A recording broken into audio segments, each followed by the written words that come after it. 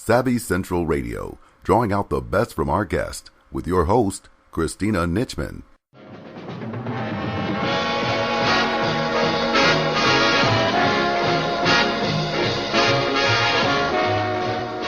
Savvy Central Radio's official sponsor for our 4th annual Aviation Month is Winty Aviation T-Shirt Art. Winty is an aviation-themed t-shirt business designing and printing aviation-related graphics for pilots, aviation businesses, and aviation enthusiasts worldwide. Winty can print 1 or 100 garments upon request within a reasonably low turnaround time, including a one-stop shop solution for all your graphic art needs, from logos, business cards, book covers, and banners. Contact winty.com today in order to find out how your design could become a reality.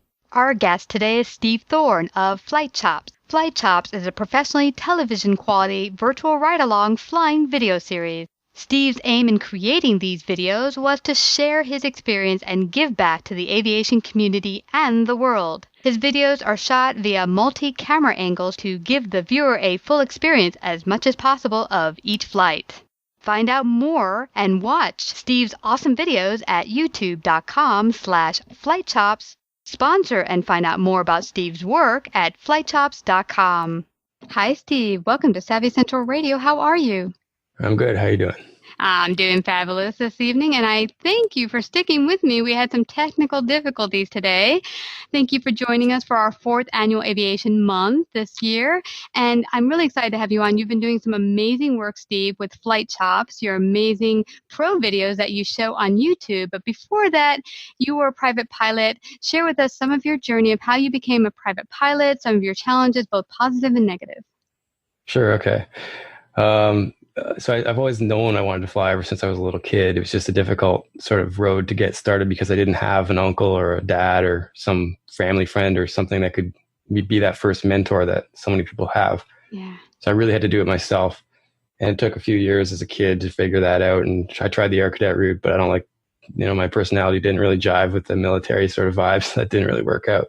Mm-hmm. In the end, I kind of just got a part-time job and made the money and sort of made it happen myself. But it was really sort of finding mentors early on. I actually reached out through a bulletin board system back in the early 90s before the internet was really a thing. Mm-hmm.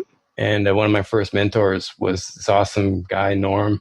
He actually died this year. So I sort of felt like really sort of happy to be able to be an ambassador for aviation, which is what he was. He was so good at it, and he did the best he could with what resources he had at that time. He sort of spoke to everybody he could. He was so positive about flying, and he was the guy that brought me to my first gliding club and sort of got me started. And I actually flew with him many times throughout the years.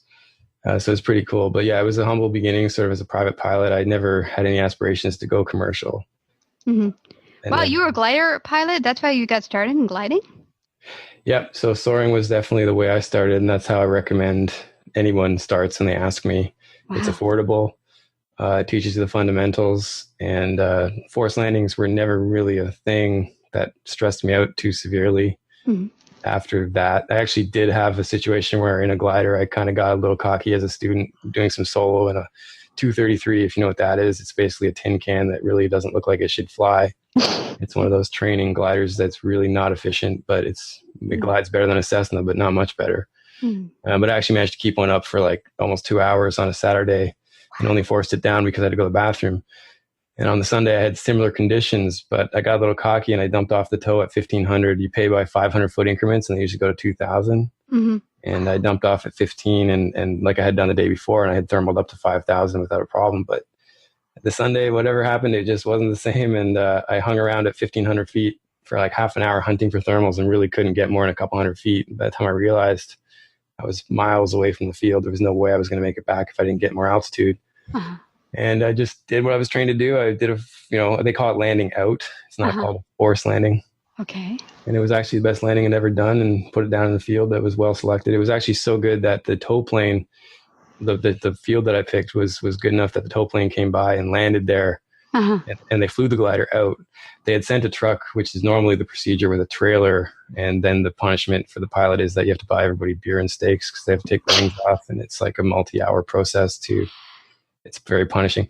Wow. But they flew it out, so I got off the hook on that. But Yeah, so soaring is definitely the way I recommend starting. It really teaches you the fundamentals without that noisy thing in front of you and all those instruments that are distracting. And gliding, you just look outside.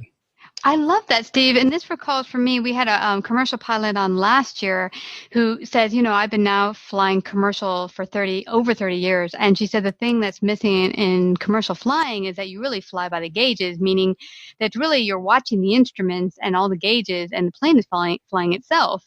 And pretty much when you take off and land is when you actually get the pilot.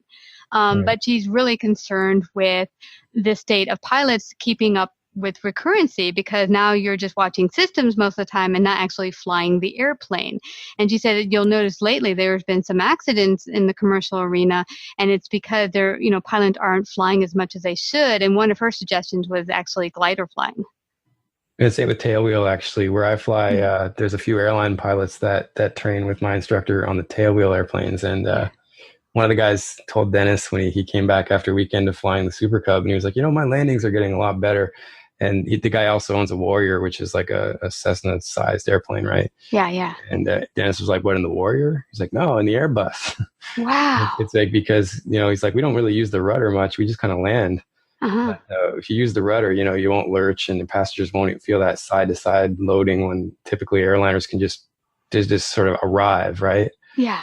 But if the pilots work a little more on the rudder, and I'm definitely no authority to talk about that stuff, but just hearing these stories directly from these type of guys who are saying it definitely helps your fundamentals. If soaring and tailwheel flying are definitely awesome ways to bring you back to sort of core fundamentals. The stick and rudder, the actual, maneuvering of the aircraft and the machine. Now, because you had your initial training in a glider, was it much easier, you think, for you to transition into a tail dragger? And that means something like a Piper Cub where the tail sits on the ground for everyone listening in. Yeah, well, definitely. And the interesting thing was that I really only started tailwheel flying a couple of years ago, even though the last time I sat in a glider was 1996. And then from then on, I've been flying with my left hand on the yoke and my right hand on the throttle, which is the way it is in a 172 or something like that. But in a glider, it's your right hand on the stick, your left hand on the spoilers.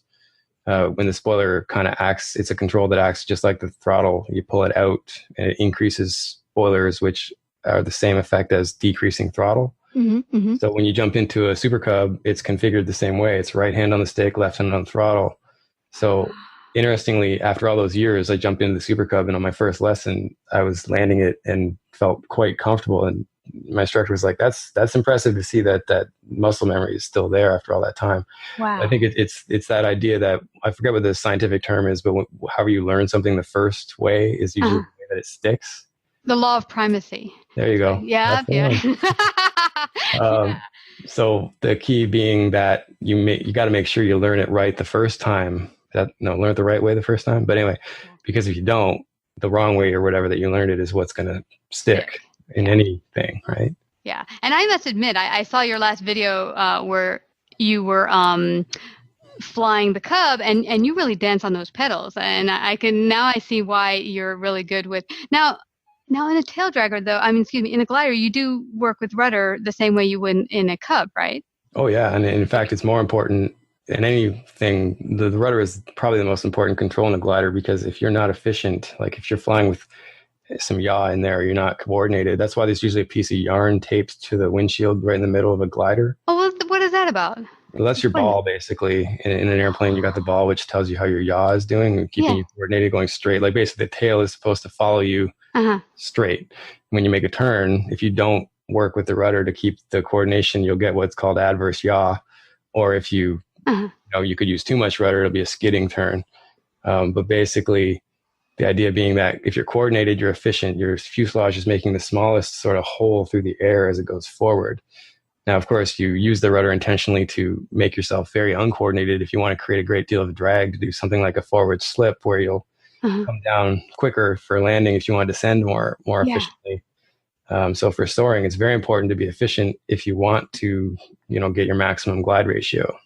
Yeah, and what I'm loving about what you're talking about here is number one thing I hear about, and the thing that scared the daylights out of me when I first started taking training is they told me you're going to have to do power on stalls and stuff like that. And you're going to have to do a cross country. And I'm like, what? And the first time I heard stall, I was like, you mean I'm going to have to stop the engine? What? And no, not exactly. But they're really preparing you to land the airplane. But there's a great concern, especially as a new student, that, oh my gosh, if the engine ever quit, I'm a goner, I'm dead. And what you've really learned first being a glider pilot is that really, you have the wings. As long as the wings are attached to the airplane and you're always paying attention to your glide, you can, pay attention to where you might be able to land. And there's a way to land safely without, having to die. Right. And that's the key is basically, fly it first. Bob Hoover is sort of my idol. And if you don't know who he is, I recommend people just Google him.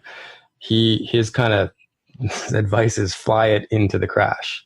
And I mean, he's the guy who has crashed the most airplanes. He's got the record for that. And the reason why is because he didn't bail out when he was test flying. If something went wrong, he would stick it out and figure it out and be like, it's still flyable. It's going to be a bit of a hard landing, but I'll bring it back. Then he would bring back broken airplanes that the engineers could figure out what was wrong with the design, because he didn't bail. And then there wasn't like a smoking crater left behind of what the airplane was. And the engineers were scratching their heads like, I don't know why it failed. Yeah. So he would his advice was fly it all the way into the crash. As long as you're maintaining energy in a sort of lateral direction, you know what I mean? Yeah. So that's the problem with engine failures is people fixate on trying to get the engine started and then they stop flying, and then that's a problem. Yeah. So, I got a key word there, energy management. And yes. Yeah, that's the key word I think that happens. I think people get so scared they think, oh my gosh, engine stopped, I'm dead. And then you're just so focused on either restarting the engine and not paying attention to your glide and where am I going to look to land, and let's get the best glide out of this so we can get it to where we need to get to. That's right. Yeah. Yeah. Well, let's fast forward here because you have an exciting history here. You are your career is in video management or video creation, right? You're a producer. Yeah, I'm sort of a freelance filmmaker. So the same as with flying, everything went from analog to digital. I sort of went through that. When I was in film school, we were actually cutting and shooting on physical film and actually physically splicing actual frames. And wow. We were like the last class. It's kind of a joke with all my classmates. Right after we graduated, everything went digital. Some of them are bitter about that, but I actually, it's the same with gliding, is I learned how to edit film on film. I mean, I know what a frame is. I understand why it's called footage. It also means that when I work with my friends on productions, we're all kind of efficiently. The problem now is that you get reality TV, they'll roll 20 cameras. I mean, literally, they'll send out my wife and I love watching The Amazing Race. You know that show?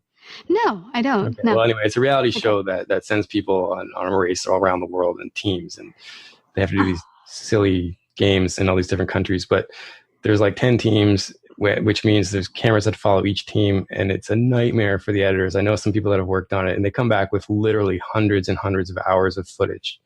Wow. And that's because they can. If it was film, obviously they wouldn't be able to afford to do that, but being digital, they do it. So when we shoot, we're thinking more like filmmakers as opposed to digital. The way digital film is made is like shooting from the hip. I mean, they can just shoot the hell out of it. That's why reality TV is so prolific. It's just so easy.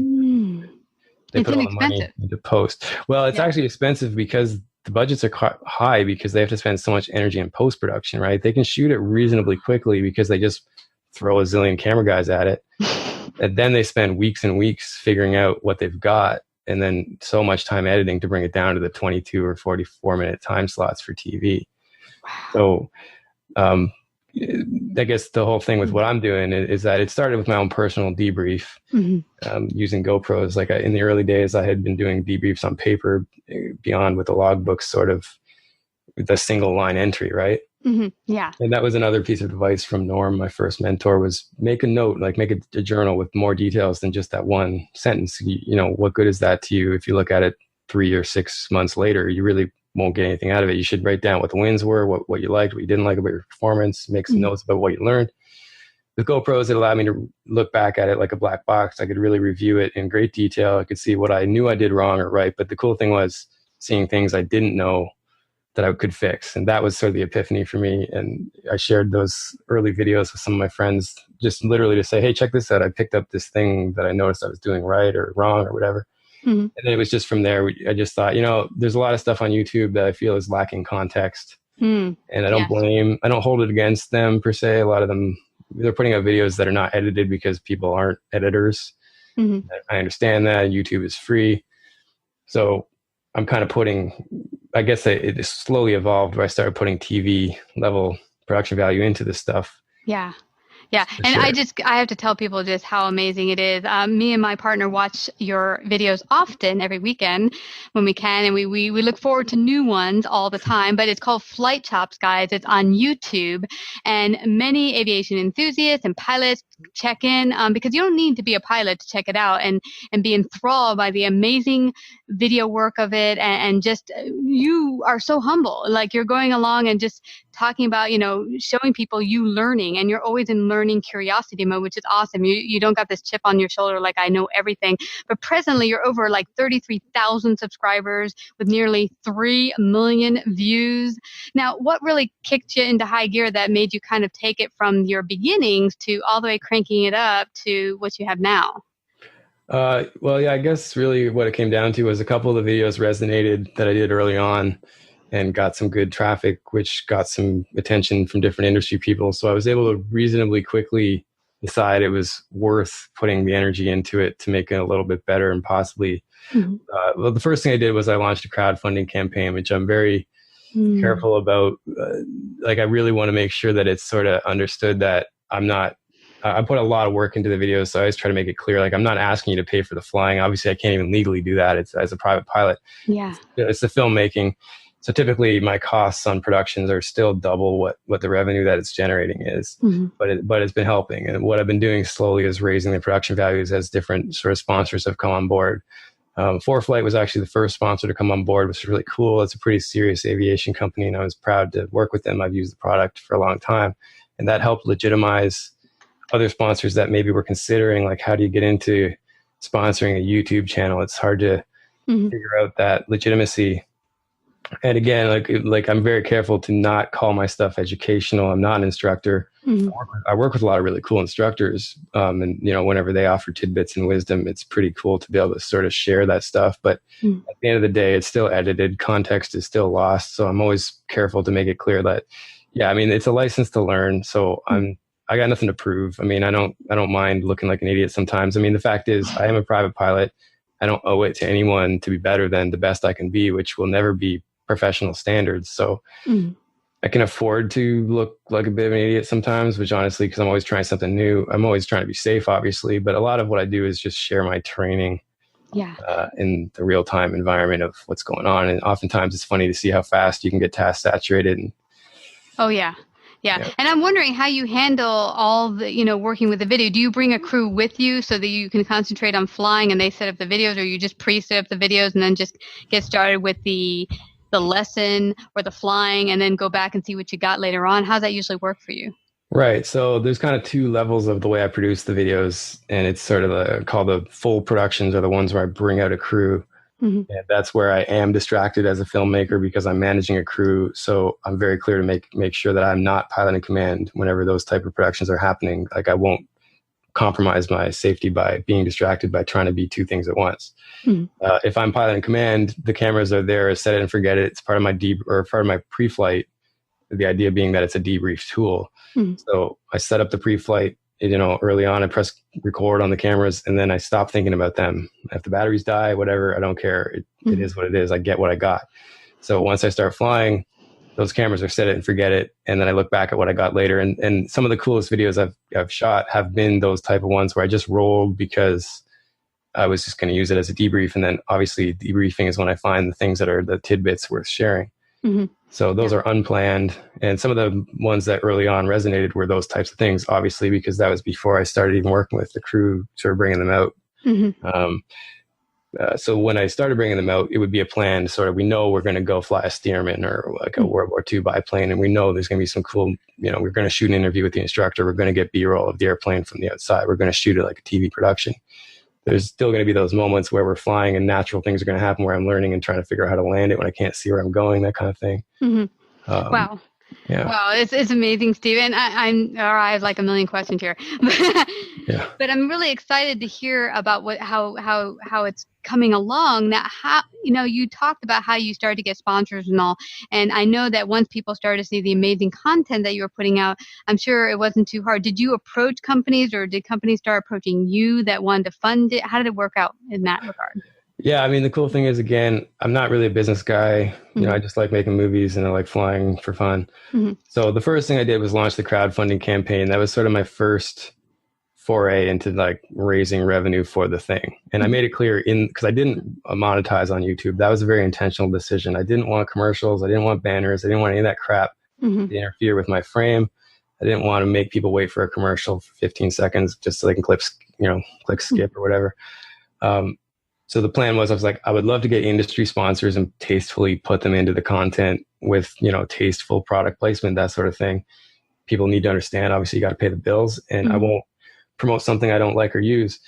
So when I launched the crowdfunding campaign, I pretty much said that it's like, I need help to make this happen. I'm not asking for anybody to pay. I'm just saying, if you want to chip in, great. And whatever, we can make these things better. We can make the TV show that we want to see. Because I was very frustrated by what was on TV. It was always reality TV based drama, which had very little flying content and lots of people fighting. Yeah. So that was how it sort of went. And I launched the crowdfunding campaign, and it really, so I didn't really pitch sponsors. It was very cool. They did come to me, which is, flattering and humbling. So it was cool. It was really amazing, because I wouldn't have known how to really pitch, it's like I'm too busy with what I'm trying to do with a real job and also doing this stuff to try to also pitch so again, like FlightChops was the first real sponsor to come on board, and it quickly made the other sponsors kind of understand, like, okay, this is legit. I mean, it's a space we can advertise on. And they saw how we implemented it, because I was like, I'm not gonna suddenly make it the whatever show. I'm not gonna be drinking Coke while I'm flying. It's like it's going to be what it is. And if you want to come up, so what I did was, the first episode I did that was full on sponsored by FlightChops was an episode about flying an XR 300 that was all about learning aerobatics at zero. I mean, there was no iPad when we were going upside down, right? Yeah. So it was an entire episode that had nothing, not even a single mention of the product. So I just want to say, like, FlightChops is just sponsoring and helping pay for this cool flying content. Occasionally I'm going to put in some, when I use FlightChops, it's a navigation product. It's very cool. And I have used it in videos in the past, just like anything else I use. So that was kind of the formula. It's like, any sponsor that comes on board, I always make it clear to them, I will do what I can to obviously promote your product in a tasteful way, but I won't promise a certain number of product placements. I can't guarantee, like, it's just too stressful to figure that out when I'm trying to also just simply produce the content. Yeah. And I want to stop you here, Steve. This is really important, because who's listening into our show are mostly business owners. And a lot of them have come to me, Savvy Central Radio being a audio broadcast for the past 3 years. And we monetized after a year. Blessed, just like you, we started to get sponsors come to us saying, hey, we love your content. How do we get on board? But people started to say to us as business owners, hey, I'd love a little extra cash on my YouTube channel or my podcast. How do I monetize this puppy? And what I'm loving about what you're saying here is that automatically, when you put out awesome content and businesses see that, hey, people are tuning in, you're getting more and more viewers or listeners, and they see that there's a crowd there and you have valid, awesome content, they want to contribute, and it becomes natural. So it's really about focusing on building a good platform and good content, and then later on that follows. Now, I want to also ask you, and also mention to the audience, that when you do your product placement, what I really enjoy is it looks so natural, you don't even know you're doing a product placement. I noticed that the other day when you were talking about one of your products, you stepped out of the airplane to get one of the tools that you were actually going to use during flight. And then you actually put beneath it, this is the product, and just did a little blurb right there. But it looked so natural, you didn't even notice it was an ad. Cool. Yeah. I mean, that's what I'm trying to do. I mean, obviously you have to, do something for your sponsors, but I just make it clear, like, I'm not going to be sponsored by something I don't like or use. So therefore it isn't hard for me to naturally say, I like this thing. Yeah. And I mean, frankly, I've done it with things I'm not sponsored by, because it's like, it's a cool thing. I want to be able to recommend it to people if it's like, it really works well or helps out with something or whatever. So obviously if it's a sponsor, and then it's like, cool, great. And what's cool is that they're, as opposed to them expecting it, they're like thankful for it when I do it. You know what I'm saying? So I don't have this weird imposition where I'm constantly feeling pressure that I have to remember to do the placement on this one. Yeah. Like, if it fits, it fits. And I try my best to do it naturally and as often as the content allows. Because at the end of the day, I can't promise what my content is going to be. I put a new video every 2 weeks, and it's a bit of a grind sometimes. But what's cool is that it's not, the ideas aren't the problem. It's simply the work of getting them done. Like some of my friends have asked me, like, are you worried about running out of ideas for this thing? No. Like, no, I mean, it's a niche market. And I mean, going back to what you said about building a community, it's a niche market, but so 30,000 subscribers may sound like a small number if you're making kitten videos, but I'm not making kitten videos, so I don't need 1 million views. If I get 10,000 views of a target demographic, the sponsors know that, and it works. I mean, the numbers work, that it's worth it to them because these are engaged target audience, and that's sort of the key. Is that I have reasonably good target engagement. You do. And what I love about it is some of the best work I've seen in aviation production and videos. And like you said, a lot of what we have going on reality-based TV, when they have anything aviation related, it's super drama related. They're like, let's just throw a bunch of drama out there, fighting, or, ooh, the plane might crash. Is it going to go into the ocean? And that's because they are making kitten videos, right? They're trying to get every single eyeball they can, regardless of if it's in a niche, right? Yeah. The fact that it's about aviation is secondary. They want to get as many viewers as they can in the network TV paradigm. And again, working in TV, I'm happy to see that sort of model changing, because content is viewer controlled, and it should be. And so to be able to produce something that the viewer wants, have direct engagement, they can give you feedback, say what they like, what they don't like, and you can modify or change. And I think that was one of the questions you emailed me, was how do I, or did viewers have any input on the content? Yes. And I mean, so yes, I mean, the simple answer is I would not have flown that extra 300 in Chicago for that first sponsored episode if I didn't get invited to do it by a guy on Reddit who saw me doing my other videos. Yeah, that's a question I had for you. Now, I've seen you do some really super cool videos, like you mentioned, with World War II planes or the Extra 300. Is it those viewers who called you and said, come on out and fly my plane? Or did you contact, I mean, how does that work? Because you're flying some really awesome machines there. Yeah, again, it's literally like I've had so many offers that I haven't had to look for anything. It's actually a question of, what I do is when people in the comments, they'll often, they'll think it's kind of small talk, and they'll say, hey man, you want to come to France and fly a thing? And it's like, yes, I do. So you email me, and I will actually, definitely I will file your info, and I do, and I email them back and I file it. And it's like, I'm not going to get to France next week, but it's filed. And as I get a bigger budget and as I work it out with my schedule, I'm absolutely going to try my best to do all of these cool offers. So there's more offers than I can do, which is awesome. And I'm just kind of working. So one of the latest cool ones was doing the mountain flying with Jason Miller of the Finer Points podcast. Wow, that was good. Yeah, I've been listening to his podcast since 2007. He was one of the guys that really helped me get recurrent, and I loved his podcast and spent many hours with it. When I got an email from him saying, do you want to do the mountain flying course with us? I was like, yes. I mean, that's been on my bucket list since I heard about you doing it. Now, what was the most challenging part of mountain flying did you find so far? The mountain flying, what was most challenging probably was the invisible wind currents. They're there. You get taught about it in ground school, but it's kind of glazed over. It's not really a subject that's focused on heavily. And that's why he recommends, and so do I, if you're going to do any mountain flying, high density altitude stuff, you should definitely do additional training above and beyond the minimum requirement. You can get yourself in a lot of trouble if you don't understand something as simple as which side of a valley you should fly on, depending on which way the wind is going, because there could be a downdraft that's so strong that it can outperform your airplane if you get yourself on the wrong side. Like if it's a perpendicular wind going through a valley, it's amazing. I mean, if you look at a river with water sort of going down the rapids over the rocks, you can picture what happens, right? When the water comes up from the upstream, it goes over a rock and then it goes down, right? Yeah. And so, of course, with wind, it's invisible. But if you're on that downwind side, if you're too close to that rock, what's going to happen is when that wind comes up over the mountain, it comes down on the other side. You don't want to be in that downdraft. Or maybe you do if you want to use it for if you're flying perpendicular to it and you know that you can use it to increase your ground speed by just surfing it, right? Wow. But the point is, if you need to climb, it's not going to work. So in other words, it's kind of, as you just mentioned, kind of like surfing, windsurfing. Well, it absolutely is. And I mean, where we did it, Truckee has one of the most famous international gliding organizations. And those guys will glide in the mountain currents, and they'll go like 1,000 miles. I mean, they'll just go bananas how far those guys will go.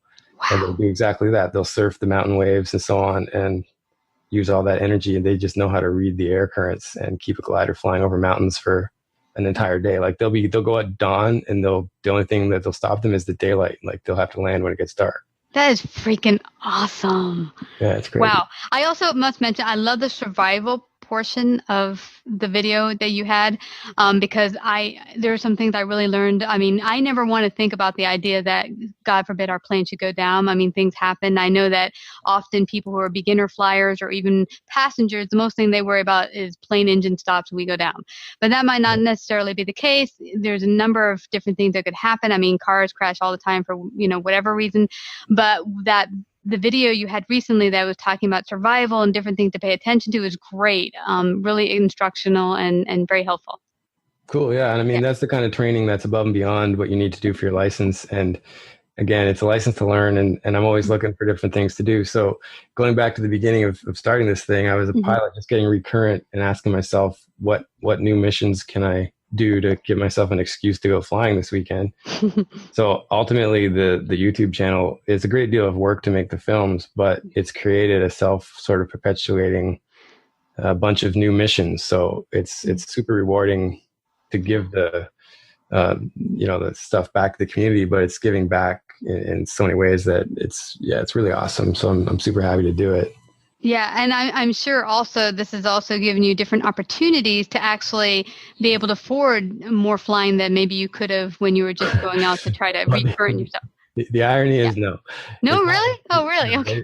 It's all it is doing is like, so if I do something like flying with Jason Miller out there in California, we went down there. When I sat down and looked at what the budget would need to be to bring Brock and James, my two core guys, they're both film school friends. I've known them since '98, we graduated in '98, known them since '94.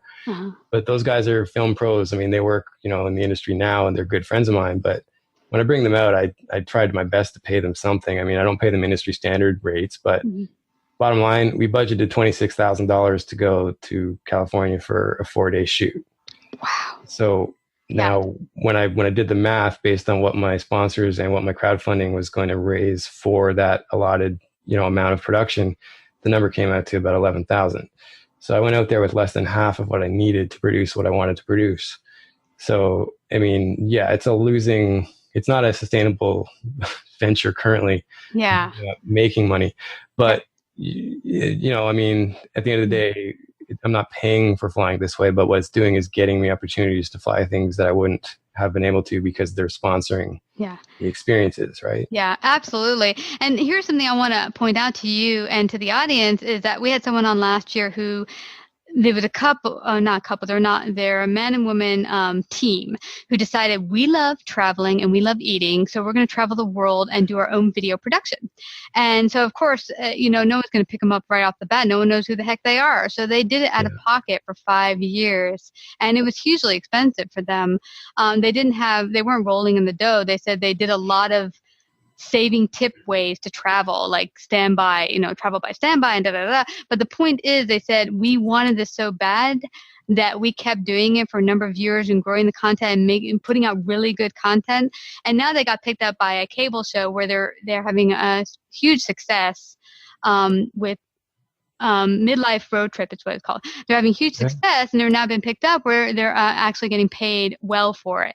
So what, I'm hoping, like you were saying, that we hope the industry will change and bring awesome content, because even if you're not an aviator, you can learn a lot by watching your videos. And I'm hoping that, the industry will think to put up really awesome content like this on either cable and or, regular TV, so that we can watch good TV and learn a lot. Well, I appreciate that. I mean, at the end of the day, I've kind of got a basic understanding of how to make something engaging, but I've also got the sort of freedom to indulge because I don't have a time format to fit to within a TV constraint.